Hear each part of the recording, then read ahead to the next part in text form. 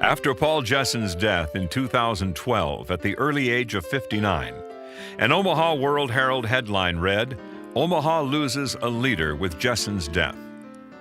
His wife, Mary, says Paul had shown leadership since his childhood.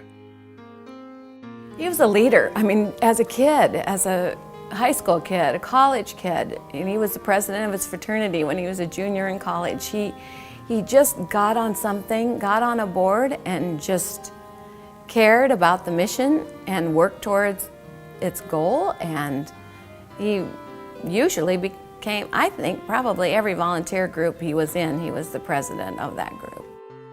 For Paul, leadership came naturally, said his friend of more than 25 years, Mike McCarthy.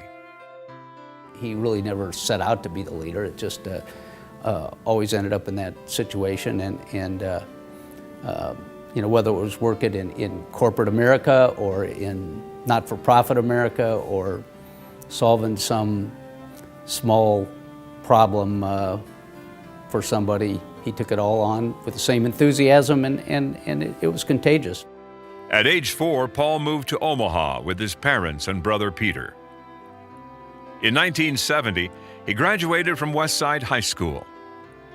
He earned a degree in accounting from the University of Nebraska-Lincoln in 1974. Paul went to work as an accountant for Pete, Marwick, and Mitchell while attending Creighton School of Law. He and Mary were wed while he attended law school, and they had 2 children. He graduated from Creighton in 1977 and went to work for an Omaha law firm. 10 years later, he told Mary he wanted to start his own firm with 6 other attorneys, and that there might not be a paycheck for a while. But the law firm quickly grew. Today, there are 50 attorneys at Koley Jessen, one of the area's top law firms. We didn't have to wait too long before he took a paycheck. Paul had lots of skills. He was a CPA, and he was a lawyer. But his greatest skills really were judgment. I mean, he was a great business person. He just had excellent both broad view of the world and good radar on what was really important, and really helped you make good decisions, and made good decisions himself because of that. A love of the outdoors lit up Paul's life. He and Mary and many of his friends enjoyed time together hunting, fishing, and riding horses.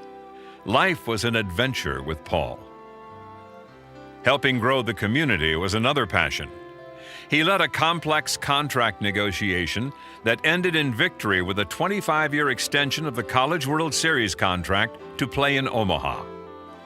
The decision was the foundation on which the TD Ameritrade Stadium was built. His contribution was remembered at the first game of the 2012 College World Series, when Paul was recognized posthumously for his years of contributions. The College World Series was near and dear to his heart. His parents had tickets to the College World Series. We went to every game for as long as I've known Paul. So it was just being, and he played baseball, and his father played semi-pro baseball.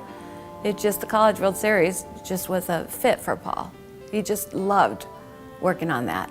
Even selling tickets. He got really excited about selling tickets. Also, following his death in 2012, he was posthumously inducted into the Knights of Ak-Sar-Ben Court of Honor. Paul strongly supported the work of the Knights and served as a member of the Board of Counselors. He was president of Ak-Sar-Ben's River City Rodeo and Stock Show. His negotiations with the Professional Rodeo Cowboys Association kept one of the country's top rodeos in Omaha. Jessen also served on the boards of the Omaha Community Foundation and of the Westside Foundation. He was a past president and emeritus board member of the American Red Cross Heartland Chapter, and a coach for youth athletics.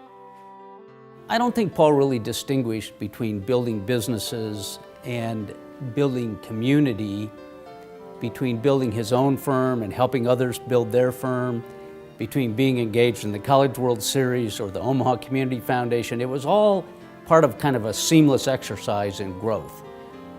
So he was able to do what he loved to do, which was help people make better decisions, wherever he got involved. And you know, I don't think he could tell you whether his work as a director of the World Herald was more important than his work as a director of the Community Foundation. But I think he'd say, you know, it all adds up to whatever it adds up to. And as we're sitting here today, we know it added up to really a Hall of Fame performance in terms of being in business in Omaha. Mike says that Paul had what it takes to build a business. Paul was an easy person to admire because he didn't demand or even accept much praise. And I think that's an attribute that you see in many, many people in the Business Hall of Fame, that they're focused on getting their work done and not focused on what other people think about their work. And Paul is certainly a great example of that. Paul and Mary's children are daughter Kirsten, who has 2 children with her husband, Joe Finnegan, and son Chad and his wife, Ava. Mary asked Chad what advice Paul had left for his children. She reads her son's insightful response. He told his kids, he said, to find an organization that you are proud to work for. Always approach your job as if you were the owner of the company. Accept responsibility. Be humble. Treat everyone with respect. You might have to work for or with them someday. Ignore the perceived success of others and focus on earning yours. Shoot straight, good advice for whatever you are doing. Protect your brand. It is your most valuable asset. For his leadership, for his legacy in leaving behind a great law firm focused on clients and growth, for his holistic commitment to the community to help see it prosper, for helping the world be a better place, we welcome into the Omaha Business Hall of Fame, Paul C. Jessen.